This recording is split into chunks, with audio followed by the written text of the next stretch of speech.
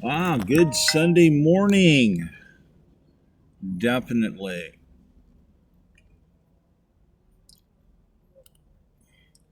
I'll say it again. Good Sunday morning.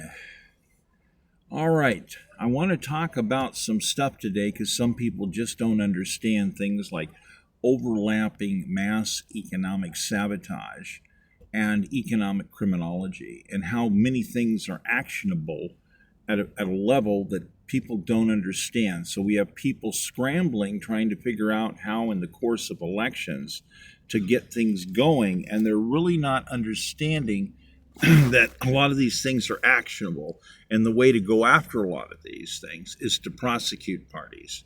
So here in California, many people are confused because we have a situation where a lot of people, me, Michael Crosby, candidate for governor, and former continuing candidate for governor, and yeah, I ran for president too, along with other types of candidates out there, are going to tell you something.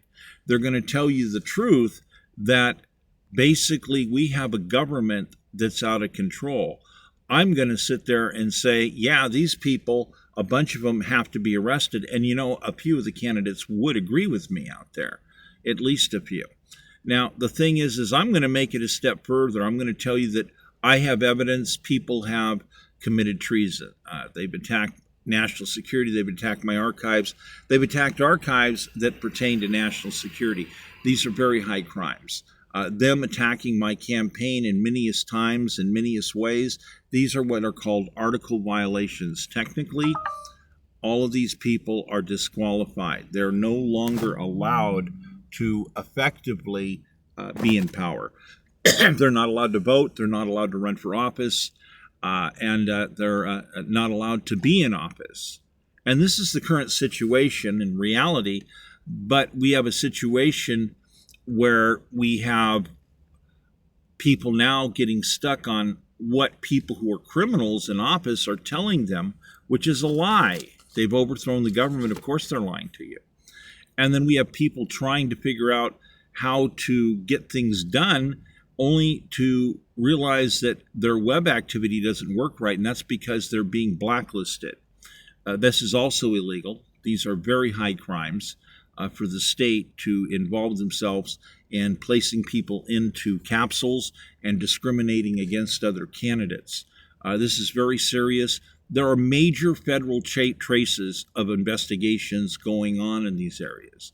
How do I know this? Because I have been complaining and I have been providing information for decades to the federal government stating that there were these other various problems. I have been turning information over respective to what I believe are foreign instrument activities that I consider crucial to making proper tactical table assessments.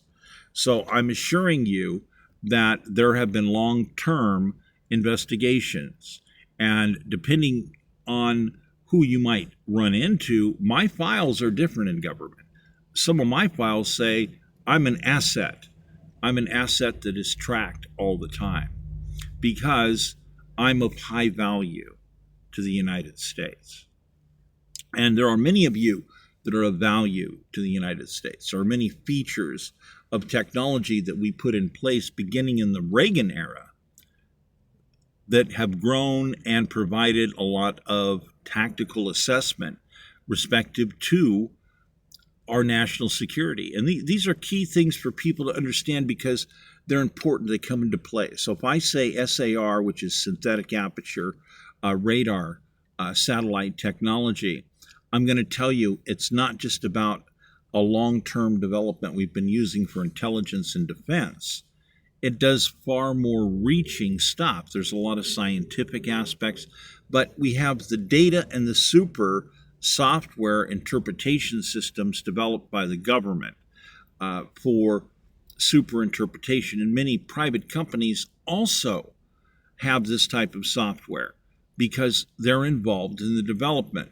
So there are ways that even you can get a hold and download as a citizen certain types of software and whatnot. You can qualify and get yourself a security clearance, and you can actually download government software. There's also free to the public type softwares and whatnot.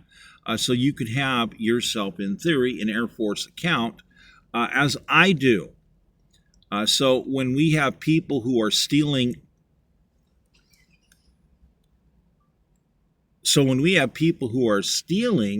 materials from me, they are stealing classified software. They are stealing devices dedicated to certain information respective to not just elections, but to science, to research, to national security.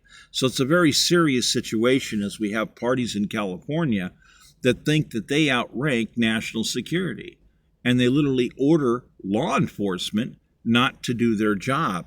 Not just in crime, certain types of crime. I'm talking a wider scope area.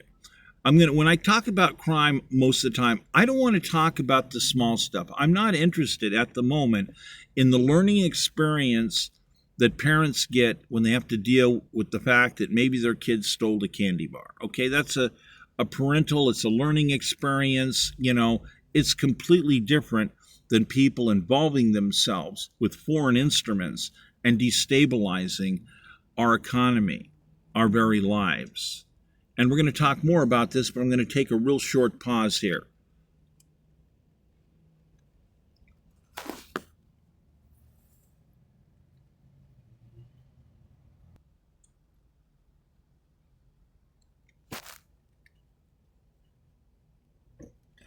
Now, as we proceed forward here, I'm going to end up showing you some pieces from time to time after I edit this together and show you what AI does and help you a little bit understand more about how to get AI to work with you, because AI has a lot of flaws. Number one, AI cannot print for you. It cannot provide you with an exact copy of the Constitution of the United States. Old English, by the way, certain portions of it. So you have to understand there's data that's missing in many AIs. So if it's missing the actual Constitution of the United States, then it's hard for something to be able to make decisions as to what truth and law and physics are respective to colonial constitutional capitalism and our republic. This should be blatantly obvious to anybody. Now, this is something that many people have never done the deep type of analytics necessary to understand these items. Now, if I were to give you a little bit of a history of some of the items that I've done, I basically did some deep analysis that involved very diversified psychological mindsets and understanding. I basically got involved in predicting that there was going to be a 4 to 7 plane attack scenario, and that the terrorists were planning on using exclusively Boeing aircraft, the large aircraft. Now, I provided this information both to the Boeing Aircraft Company as well as to the United States government.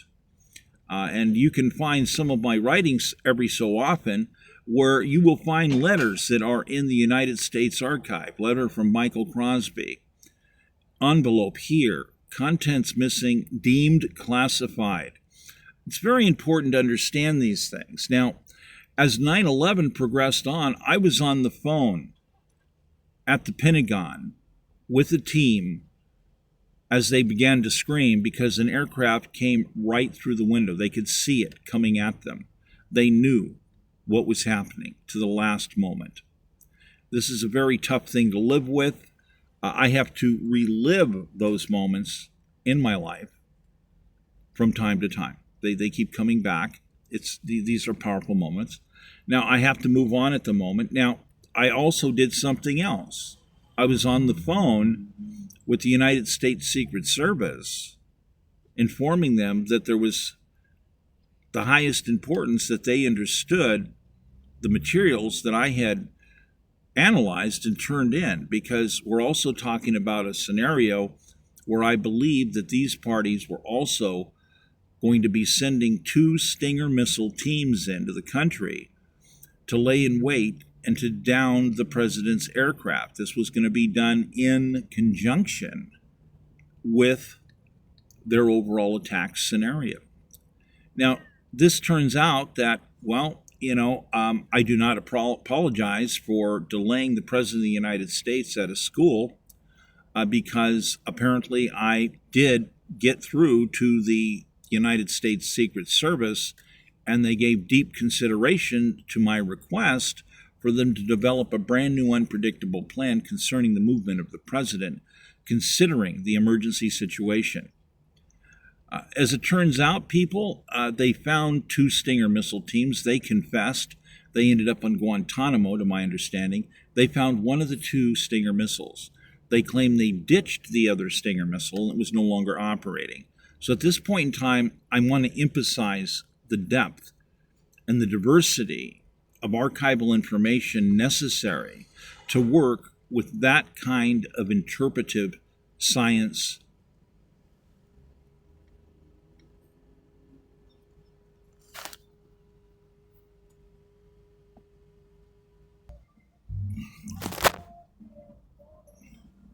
All right, let me continue to help you out here because,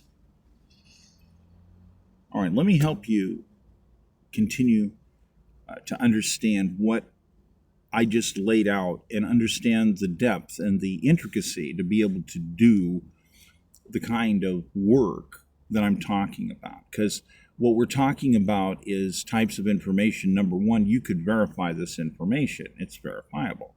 Now, number two, if I'm to lay out to you the full scope and understanding, the tools that I needed to be able to do this kind of analysis, we're talking about a very large archive. We're talking about a lot of different types of data, a lot of different types of books, because we're dealing with both multiple faith-related understandings as well as tactical understandings and understanding the various types of psychology respective to human beings and what is possible or not possible.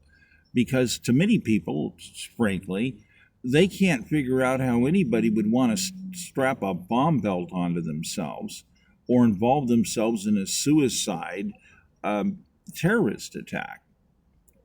This is kind of something not logical to Americans, because we like the idea that, well, shouldn't there be at least a chance of us getting away if we're, in combat? Now, that's if you can call this combat. Let me continue here telling you there's more depth to this to understand massive archival holdings that are respectively necessary to be able to do this kind of deep research, because we also have to understand something about, again, faith, religion. We have to understand other things which deal with different types of mathematical concepts, such as the remanifestation of prophecy, or we could look upon it as re-legend, which is something that few people understand. There's a clear difference between religion versus re-legending. Because legend is clearly different than religion. So we have to emphasize the clear understanding of this.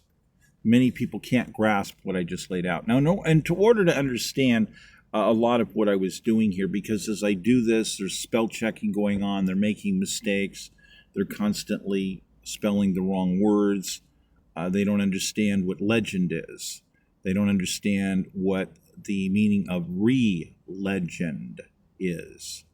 So they just don't have the word to in their vocabulary, so they omit it. So there's these gaps in what it is that I'm saying as we have the text conversions going on. Now, it's important to understand these items because if you're going to utilize different types of equipment, you need to understand what's efficient and what's not efficient. So when we're dealing with these scenarios and people are going to try to take advantage of what people might perceive as prophecy coming, this is when you have people like bin Laden who are trying to make a jihad But in order to do this, he wants to get psychological leverage over people's basic belief systems respective to types of prophecy. Now, in doing this, basically, this means you have to study things and understand things like Nostradamus, for instance, and he makes all these different predictions. And how legitimate is that? And how does that fit into biblical prophecy, which is also very important? How does that fit into Quran prophecy? How does it fit into all these other types of situations? So in order to understand how other parties would be competing to take a chance at manipulating literally all time and space into doing the deep-reaching psychological manipulations into people's minds, I'm telling you plain out, you have to have a whole lot of diversity with your archive. It takes a whole lot of research to understand these items. So basically the scenario that I ran, the 9/11 item, basically is what's known as a 555 scenario, basically. Some people would call it a 555 nostro. And that's basically a certain style of attack. Some people would call it a 555 nostro, which is a short for Nostradamus. And this is a specific type of an attack scenario.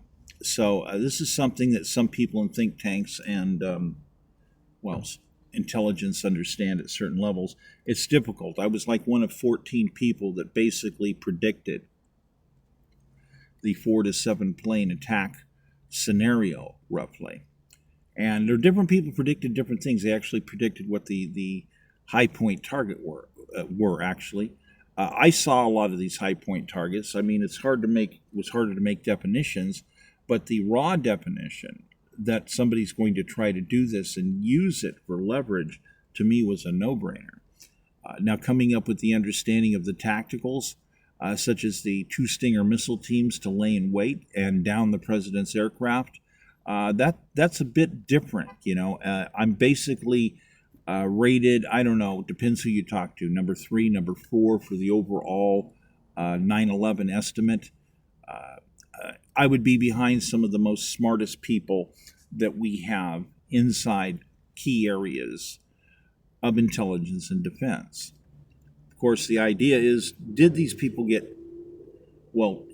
listened to? Were they respected as to whether or not there was a certain validity to it? And trust me, when I end up getting on the phone with something that serious, at least we used to have in this country people that would consult with other people and say, this sounds interesting, who do we have on this?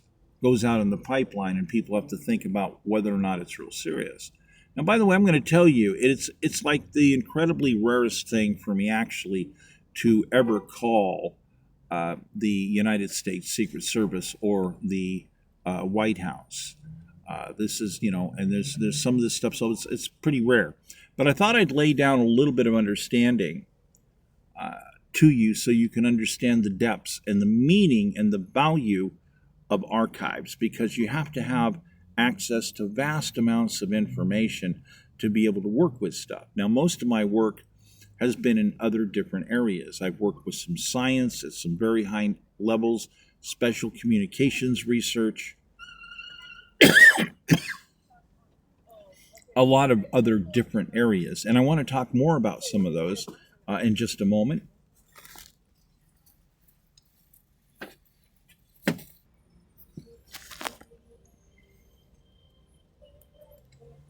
Okay, well, now that having been said, what we're going to do is talk about how hard it is to transform different type of thinking aspects and mass archival understanding into different territories, such as economic criminology. Because here we have to deal with the origins of our country, the Constitution of the United States. And again, AI systems are not designed to have a complete constitution in them. There are reasons for this, and this is because some people don't want to use a product where they're going to get warnings all the time that they're possibly thinking about something that's illegal. So they've been trimmed down. These items have been removed. Now, some people would deny why they've been removed, and there's other reasons too. For instance, if you happen to be, well, a Marxist or a communist or a socialist, you wouldn't want to be working with developing products that would have the Constitution of the United States in it, because this would end up becoming poison to what you would be trying to achieve. Because we have to remember something here. When we're talking about mathematical quantization of, setting once again, the full formula, interpretive factors involving language itself, law, methodologies, all this stuff, you have to understand that the values of colonial constitutional capitalism and the Constitution of the United States, that of course endorses colonial constitutional capitalism, have a forward-moving commitment to financial wellness and a continued promoting to different types of events and environments to be cohesive to promoting business continued fairness and opportunity. These are things such as your labor is always bankable, you can always have access to the treasury to do new hard asset development like real estate, build certain businesses, lumber mills, furniture factories, etc., things like this. And these are part of the original staples, as we have a republic, and many people misunderstand this. And the republic is supposed to basically be similar to us adding a version of the East Indies Company in it, but it's our way. You see, we're going to do it our way. And this is in basically the highest level of importance, because people don't understand the revolution. That we got upset with the British because the British were making appraisals on everything we built and justifying the controlling of those assets as basically, well, leveraged equity, so to speak, a form of collateral, so to speak, to utilize for justification respect to the printing of currency, to notes. They would basically print large note packages from all of these appraisals, and then they would use these notes as justification to do business deals to obtain products. And then they'd take these products around the world and they would sell them, in some cases even auction them off, regardless of laws. What this did was they would take payment in the form, usually, oddly, in coin. They would want to get gold or silver. Most of the time it was silver or smaller currencies, or actually, coin, and bring them back to the treasury, because when you have piles of silver in your treasury, people take you very seriously. Well, see, our forefathers and basically our vested citizens were very tired of this, because they realized that the British were making bank off of us. These people were making big bucks doing this. And this is actually the real core beginning of the revolution that many people to this very day don't understand. It's not properly taught in the schools. We see things such as people getting upset when the British come in and start calling us lazy colonists and say, well, we're just going to have to start taxing you people. You're not paying your fair share. And of course, we have things like the Boston Tea Party and all these wonderful things, and they show you those in school. But they're not explaining that, that's the straw that breaks the camel's back. I just gave you the origin of the item, of how the British were making big bucks off of us, because they were inventing currency for 70 cents on the dollar of any piece of new real estate construction. Again, that's any piece of real estate construction.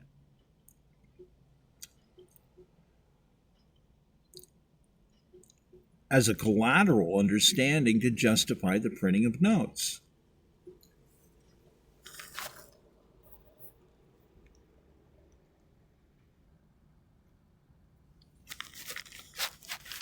Okay, now I've given you, I've given you the understanding of basis of solid economic understanding.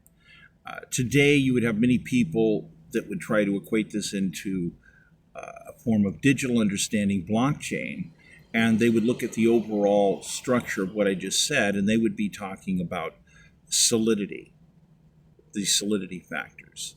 So basically, if you understand what's part of the original agreements and what's gone wrong in this country, we have to keep dealing with foreign instruments bribing and inserting themselves into our political situation and our lawmaking, which basically has a lot of people committing treason. They're violating structures of the original Constitution. So, in having all of these types of mass archiving, I have to deal with different types of security problems and different things that can happen. Now, in California, for instance, as we're dealing with elections, we're dealing with people that are basically completely cutting off law enforcement from having brains, from having the ability to do things necessary to do their jobs. And this is a wide scope area. I mean, literally, we have people like myself that can end up coming under attack from foreign entities because foreign entities don't like people like me because I have eyes and I have a mind that is like a third eye capable of penetrating their plans, their mindsets, their future plans, and seeing the truth in the physical mathematical formula, mass cogation, or mass sets of formulas, respective to identifying and quantifying what, in fact, other parties are doing actually, how to do different types of deduction and figure out between the gaps of fragments of information. So in California, many of you may have noticed that, again, they're blocking your rights. They don't want to protect you. They want to keep victimizing you. They keep wanting to put you into multiple overlapping scenarios of taxation. And this is basically mass economic sabotage, which has actually always been defined by our forefathers as treason, because we have the original understanding. And in order to promote prosperity and to continue our posterity, this is something that many people misunderstand in the determinations of the logic that has to be done. Voting is supposed to be a contest between parties having the best stimulus plan to enhance the creation of hard assets and increase economic opportunities. That's the mainstay. That's the number one rule of why people are supposed to be participants in elections. But now we've seen that we have blatant extreme examples where parties are just standing up and saying, my solution is simple. I don't know how to do stimulus. I'm just going to go uptown and jack the rich people and take some of their money. And this is something that keeps happening again and again. These are socialist viewpoints. They are not colonial, constitutional, capitalist ideas. So again, these are socialist competitions as well as communist competitions and Marxist competitions that, in effect, if you're a good historian, you understand that all of these mechanisms were funded by the Royal German Empire, as you could look at Lenin, for instance, and Joseph Stalin, and see how those types of operations to destabilize Russia went, which was their number one target. We were the number two target, but we were a different criteria of tactical table levels of understanding on how to work with us. We had vast land assets and vast opportunities in business. So they wanted to use unfair capabilities to overtake as many of these types of business territories as they could. So I have to lay these out plainly to you because we have to understand who is opposing us.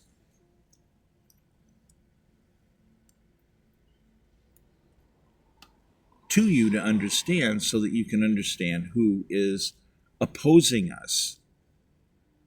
It is crucially important to understand this because we are in the midst of mass economic modeling respective to different players. And the Constitution has a set of rules, and parties keep violating it. And that is a big problem because the Constitution is not compatible with Marxism. It's not compatible with socialism. It's not compatible with communism. No matter what these labels are, they are diabolically opposing the Constitution of the United States. As the Royal German Empire, we have fought two great wars with them, actually. So today, if you trace the mass weaponization of data and you look at what's occurred from the standpoint of looking at Europe and looking at the Royal German Empire and their syndicate partners and business partners, then you end up looking at mass weaponization of data that also seems to mirror a set of statistics of mass death, catastrophe of wars and death worldwide and mass murder. And we're different because we have our lands and we have the Constitution of the United States that endorses colonial constitutional capitalism as a forward-moving mechanism. So we have to repair the damage that keeps getting done from foreign instruments intruding into basically destroying and attacking our economic systems. I've talked about some of this, and I want to talk more about this to show you more tactical table understanding of exactly what's going on so we can get a better hold of what we need to understand here and now, which is actually economic criminology.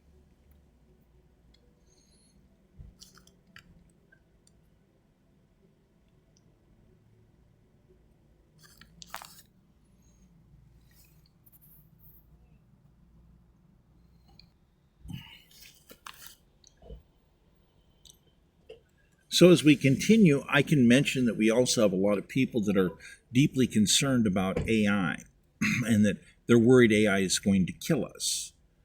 Let me help explain some of the problems with AI.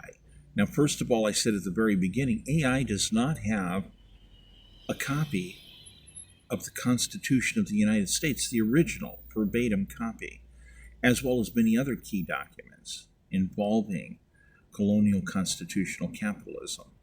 So what we end up having is a system that is being made with a lot of data where the data is not properly vetted, it's not properly filtered, it's not properly contained for certain type of sub-containment properties to be able to manage it.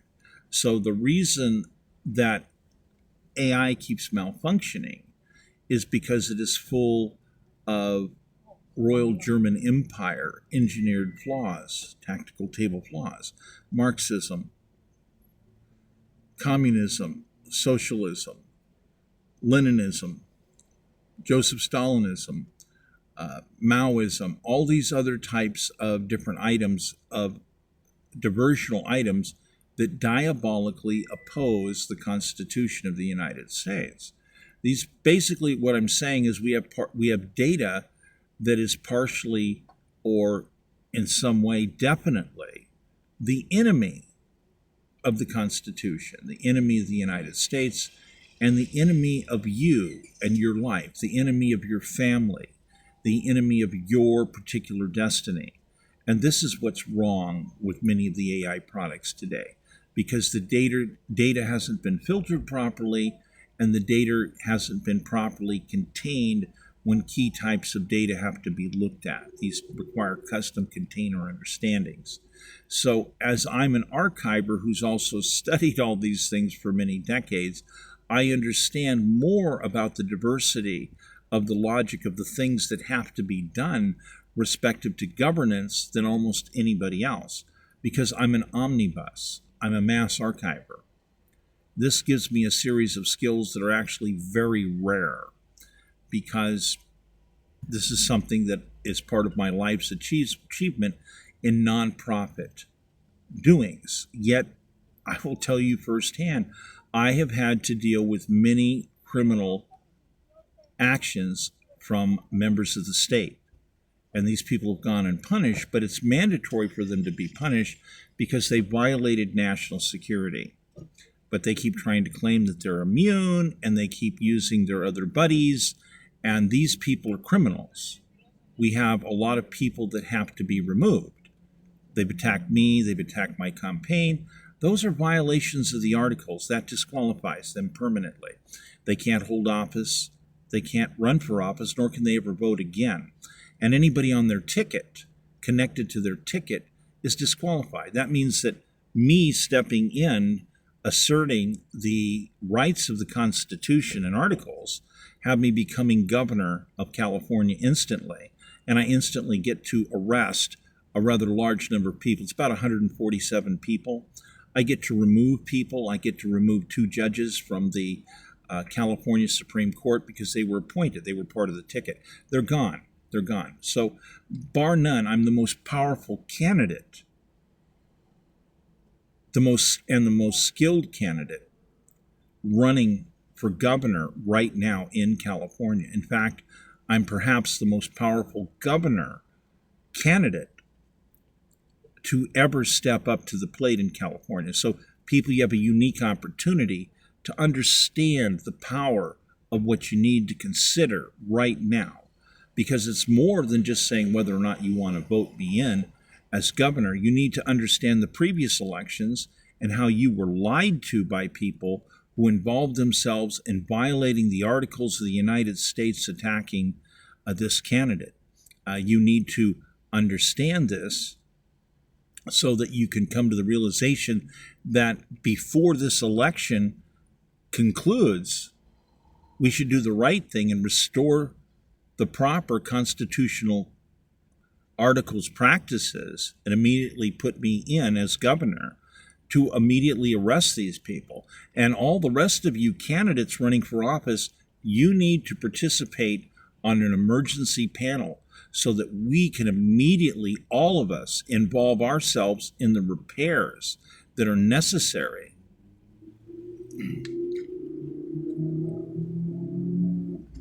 so that, again, all of you candidates can participate on the panel so that we can address all of these problems and proceed forward with the repairs necessary. Now, my initial layout on this is to essentially pick primary panel members. These panel members would basically receive $500,000 a year in compensation to do this, plus other considerations for security. Now, this is going to vary depending upon individual people, because some people are capable of doing more types of specialized jobs to be able to do the repairs that we have to do right now. I have an arrest list of 147 people in the state of California. I'm going to arrest numerous members of the regime for treason, and we're going to have to end up holding treason trials. This means we're going to more than likely have some of these people basically ordered into lie detectors, just as the state policy has been in government, California, for the past, 45 years or so. Mandatory lie detector test on demand for anyone who's an employee. That's essentially been it. But we're going to use fMRI lie detector technology and administer truth pharmaceuticals to make sure that we end up with a proper chemical evasive measure that ends up maximizing the potential for us to recover the truth. We're going to also record this, which means that as we get to the truth with some of these people, or at least key fragments, key portions of the truth, we're going to have them recorded, so we're going to have those key moments.